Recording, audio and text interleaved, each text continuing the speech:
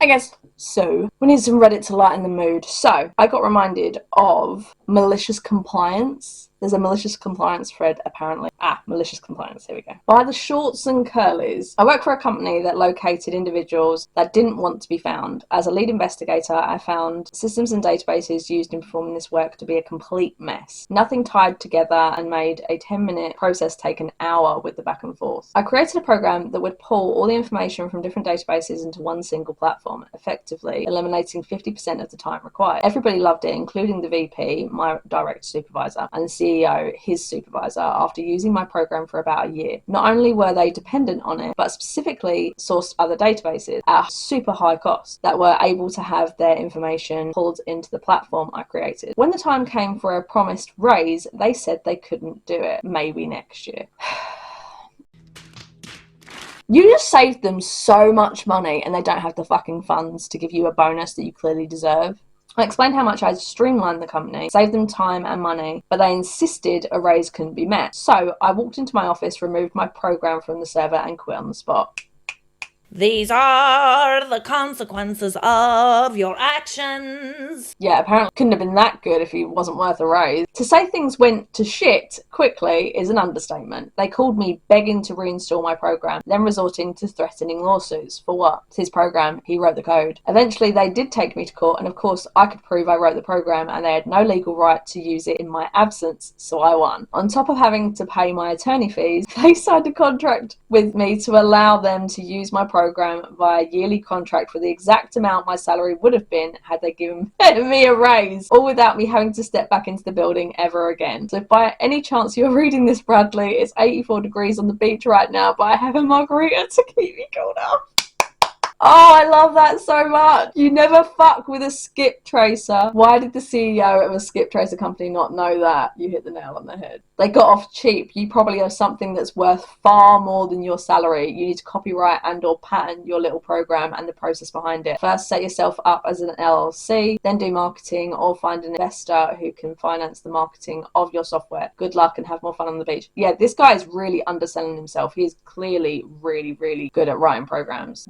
All of this, if you own the program, do this, then shop it around, do all the competition. I bet at least 100 companies will pay you 5 times the amount you're currently making. Curious how it's your intellectual property if you created it on company time. So he said, I used to use a software at my work that I wrote at home, kind of learning to program was the writing program, so it's not that unbelievable to me. Also, if the contract does not state that the IP created on the clock belongs to company, then it's quite a grey zone thing, especially if you say that although you wrote it in the office but you clocked out and thus it was your time. Very hard to prove otherwise. Yeah, it's completely dependent on how your contract is also written, I think. It's interesting he said about like learning to program at home, because I've been reading stuff where people say like, oh, I miss MySpace. People learned to code on MySpace, and it's so true. And someone said not only did they learn how to program through using MySpace, but it got them to where they are in their career now. And I thought it was so cool. You want extra butter coming right up. Oh God. This happened many years ago when I was about 14. I'm the youngest cousin of my extended family and the youngest child in the immediate family. Family members would often ask me to do things that inconvenience themselves. Myself and 5 family members went to see a movie together. The movie theatre had a popcorn station where you could add your own butter into the popcorn you ordered. Before the movie started, I had to butter the popcorn. Halfway through the previews, I had to run out and butter the popcorn again. See, we don't have butter popcorn in the UK, but someone did show if you put a straw through the middle and then put the butter through the straw and then slowly pull the straw up, it layers the butter rather than having this sort of like butter on the top and then nothing under the bottom. Just so you know. About 15 minutes into the movie, I had to do it again. This got quite annoying as I wanted to watch this movie, obviously. About an hour into the movie, they asked me to butter the popcorn for a 3rd time. Why can't they go out? At this point, I am getting annoyed, and I say, fine. I go to the popcorn station, put as much butter on this popcorn as humanly possible, every kernel soaked in liquid butter. The popcorn was given to us in a flimsy bag. By the time I got to my seat, I could feel the butter seeping out of the bag. I simply handed the popcorn over to enjoy the rest of my movie. As the movie went on, the popcorn bag was set on the ground. You could see a pool of butter. Oh, I feel bad for the person who's got to clean that up. I mean, I feel bad for people who have to clean movie theatres anyway, because I've seen the way some people leave them. Like, it's funny, because when I used to go to the movie theatres all the time last year, people used to take their rubbish with you. There was bins on the outside where you used to just, throw our stuff in there. It's rare people left stuff. People might leave their popcorn containers and stuff or drinks in the drinks well or something, but otherwise it was pretty clean. But I've seen people literally just throw and lob stuff everywhere because all the walkways and everything are completely littered with shit. And you just think, who raised these people? So you could see a pool of butter form and then eventually a stream of butter. At the end of the movie, everyone had to watch their step, otherwise they would slip in said butter. A small act of malicious compliance. My 14-year-old self got to enjoy the rest of the movie. Look, I get it, but you've just made a hell of a clean-up for the clean-up crew. Speaking of former movie theatre employee, that had to be a pain for some poor employee to clean up as a younger sibling. Yeah, you're not their servant. They can butter their own damn popcorn. Oh, to be fair, he said that we did clean up as best we could. Threw away the popcorn, tried to mop up paper napkins, but no one asked me to butter popcorn anymore, so a win. Love this for you. It also works to give them a couple of water cups filled with butter. This is a great idea. Unfortunately, my critical thinking skills were not that evolved. Yeah, it's 14. I hated being the youngest due to this. For some reason, being the youngest meant you had to be everyone's servant. Yeah, why? Literally, why? Always sit in the middle seat and always get the worst of every situation. There's a reason I'm NC for NC with my family. Oh, no contact with my family, and this is a huge part of it. I went no contact with some of my family members for a while. Long story. You want 5 scoops of ice cream? Okay. God, here we go. Just a wholesome post about my late grandpa. My grandpa had a lot, and I mean a lot of health complications, including being pre-diabetic. He had an enormous sweet tooth, which my grandma had the absolute patience to deal with. Whenever he was able to visit, I live in a town with high pollution, so they couldn't visit often. We would have to hide our dessert. Enter the afternoon of the story. We were having a dinner with my immediate family, plus grandma and grandpa had moved on to dessert. We were probably having some kind of cake and had the ice cream out. My mum, his daughter, was scooping the ice cream. When it came to his turn, he said, 5 scoops of ice cream, please. My mum had a stroke of genius. Opening the drawer, she grabbed one of those tiny scoops you could use for making cookies and scooped out 5 scoops. Here you go. Mum's name. That's not what I meant. My mum giggling. What? You have 5 scoops of ice cream? He grumbled, sucked it up, and went to the table, all playful. It's still my favourite story from him, I remember. And I thought it was perfect, this subreddit. Oh, I'm glad he still took it in his stride, bless him. My grandfather loved ice cream just as the dementia was starting, and he was still lucid most of the time. He told me his doctor wanted him to lose weight and stop eating ice cream. He said, I'm 90, how much longer do you think I'll live? I might as well enjoy it. That's the thing, like, that sometimes you just need to be able to enjoy your life, especially when you get to that age. Like, I remember when my animals have gotten really, really old. Like, lettuce, for example, is not very good for guinea pigs, but it's always their favourite thing. When my 7-year-old guinea pig, Sugar, when she was really, really old and ill, and it was one of the only things she would eat, and I was like, I know it's not good for her, but she literally probably doesn't have longer than a couple of months now. She needs to enjoy the rest of her life. That's the thing, like, when you get to that age, yes, you need to be careful with, like, cholesterol and all that sort of stuff, but, you know, let them have their ice cream every once in a while. My dad did this once with my little brother, who always had to one-up us on how much food he wanted, but he was not quite bright enough yet. He was max 4 or 5 to realise that my dad was giving him less on each spoon as my siblings. He got enough food, but his eyes wanted more than his body would have been able to handle. Oh, this one's been deleted. Oh, goody, that means it's going to be juicy. Malicious compliant temporarily loses 65k. Whoa. I used to work at a cash centre. All the security trucks would collect cash from businesses during the day. Considering this is pounds, I know exactly which cash centre this is. So, carry on. Oh, that was a big, big yawn. I was wondering if that was going to be my neighbour knocking on my door, because I've had a parcel delivered, but it didn't get delivered to me. Now, sometimes that happens and they leave it downstairs on the step or just inside the door or something, but that didn't happen this time. And they said it put it through the slot. So I can only imagine they gave it to, like, a neighbour's or something. I wondered for a second if my neighbour, because I just heard my neighbour get home. I was wondering if he'd seen a parcel go, what the fuck is this? Now back to your regularly scheduled programme. We would open the packages, credit their accounts, and the cash would be bundled and shipped back out to banks and cash machines. Didn't even need to get to that. I know exactly what this is. This is Securical, I think it's what it's called. There's big blue vans that go around in the UK. I worked the night shift, and it became an unwritten rule that when you finished your work, you could go. Well, one evening we had a new manager singled me out to stay and help the team who loaded the money for cash machines. Now, this was a job I had never done before. I tried to ask a few questions like, how much do we put in each bundle? Oh God, loading cash machines is not easy. I don't want to out-trade secrets, but like, there's thousands and thousands. There's a reason why people try to steal cash machines. Oh, that's my neighbour.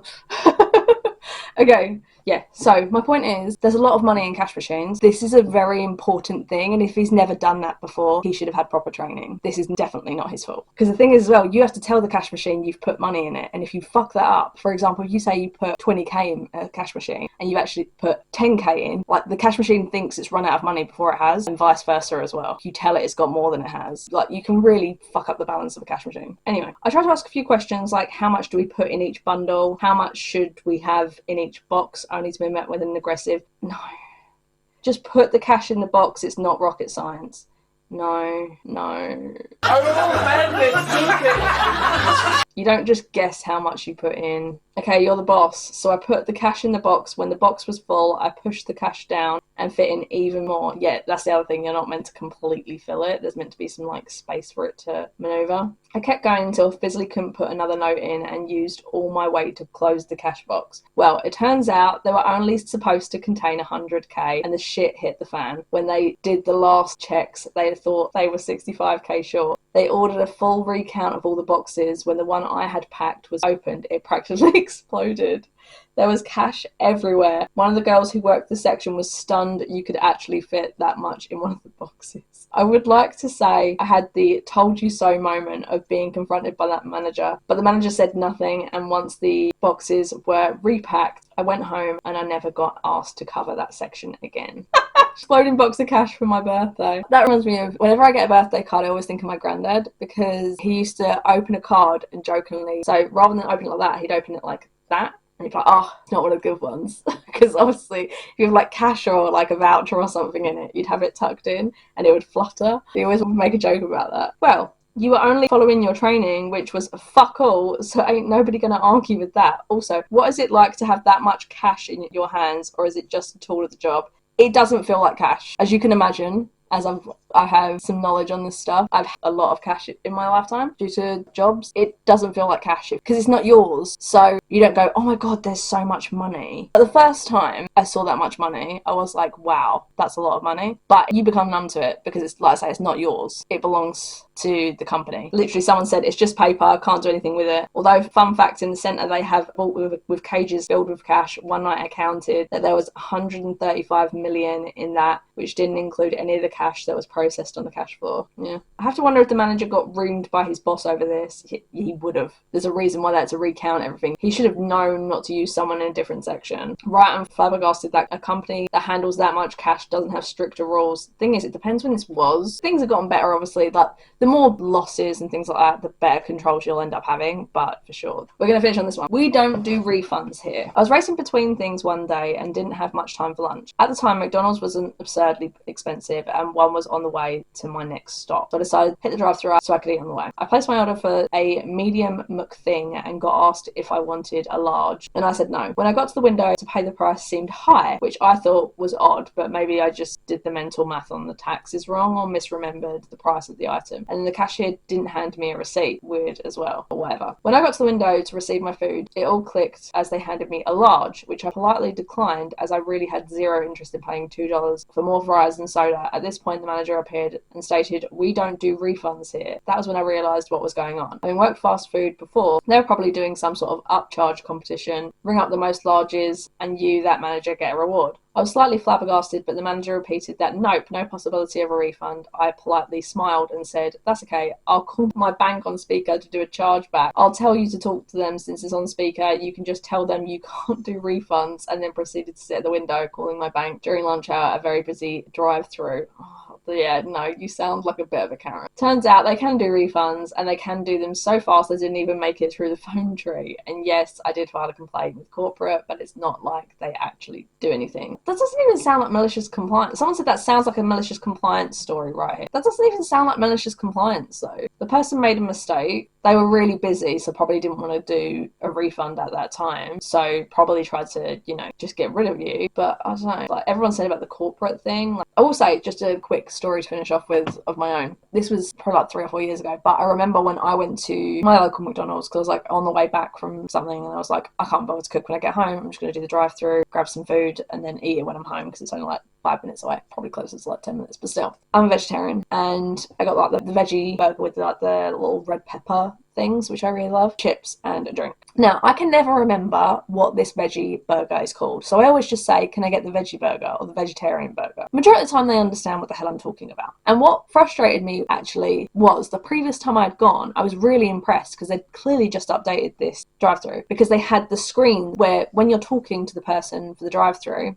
when they've got their little headset and they're talking to you through the little box, you could see what they were doing and adding to your order, and then it showed you the total. So you could literally see what they were ordering for you. But it was weird because they'd actually gone back to having just a voice box and no screen. And I was like, that's odd. It was here only a couple of weeks earlier, but whatever. He clearly didn't understand what I was asking for. He put in something that I didn't know, and I've never ever had a problem with this specific drive-through. I've gone to other McDonald's. There's one in Basildon especially that's terrible. I always check my order before I drive away because they fuck it up all the time. And not like this guy accidentally misheard me, like they give me something that's not even mine. I'm waiting there. They gave me the bag. They gave me my drink. Put it there. It's really busy, so I just drive off. Like I say, I've been to that one so many times, not since the boycott, never had an issue. This time, I get home and I open it and it's a quarter pounder with cheese. And I was like, oh, fuck.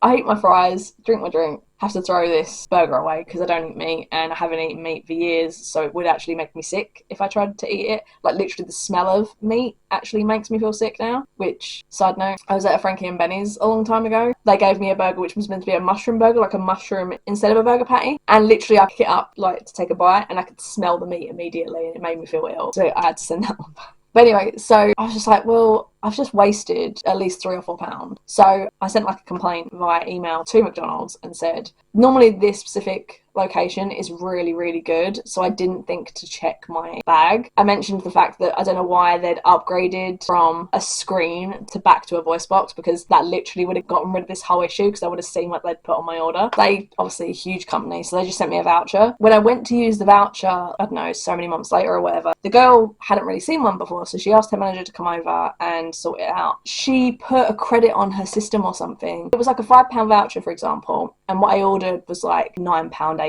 or something like that. So I owed her money. So I had a £5 note or something, for example, in my hand to give her, and she was giving me change, and I was like, huh? I was like, no, I owe you money. She realised what she'd done and she was like, oh, don't worry about it. She just gave me the money.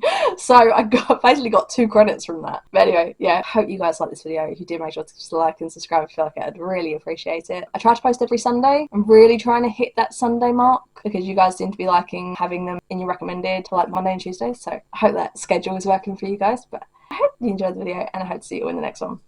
Bye.